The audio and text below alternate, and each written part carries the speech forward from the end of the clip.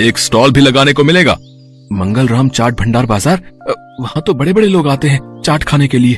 अरे तभी तो कह रहा हूँ, अगर जीत गए तो रोज की अच्छी खासी कमाई होगी और 5 लाख मिलेंगे वो अलग। मंगलराम चाट भंडार कोई ऐसी वैसी जगह नहीं थी, बल्कि शहर का फेमस चाट बाजार था, जहाँ शहर के बड़े बड़े लोग चाट खाने आते थे और कई टूरिस्ट भी वहाँ आते थे। उस बाजार में चाट लगाने वालों की अच्छी खासी कमाई होती थी, लेकिन ये सब बातें जानते हुए भी दिनेश उस प्रतियोगिता में कोई खास दिलचस्पी नहीं दिखाता। मंगल चाट भंडार है तो मुझे क्या, मैं जहाँ हूँ वहीं ठीक हूँ, मुझे इन सब से कोई फर्क नहीं पड़ता। उधर भोला और राजू उस कंपटीशन के बारे में सुनकर आपस में कहते हैं, सुन भोला, इस कंपटीशन को तू जीते या मैं, मुझे कोई फर्क नहीं पड़ता, बस कोई और नहीं जीतना चाहिए। हाँ भाई, बस एक उस दिनेश का ही डर था, लेकिन वो तो हमारी कृपा से फेल हो चुका है, तो अब हम दोनों के अलावा उस कंपटीशन को कोई जीत ही नहीं सकता। अगले दिन हीरो भोला और राजू से मिलने आता है।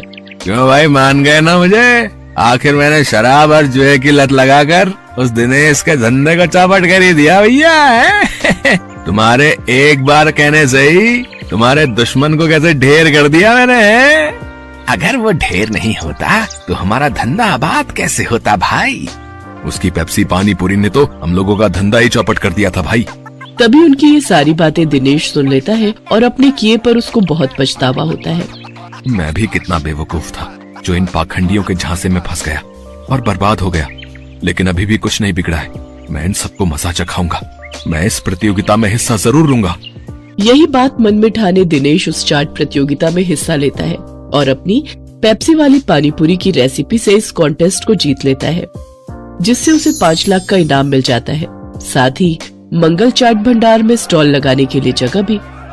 इनाम से मिले पैसों से वो अपने बेटे का इलाज करवाता है। बंटू पूरी तरह से ठीक हो जाता है और वो भी दूसरे बच्चों की तरह खेल कूद करने लगता है। दिनेश की पेप्सी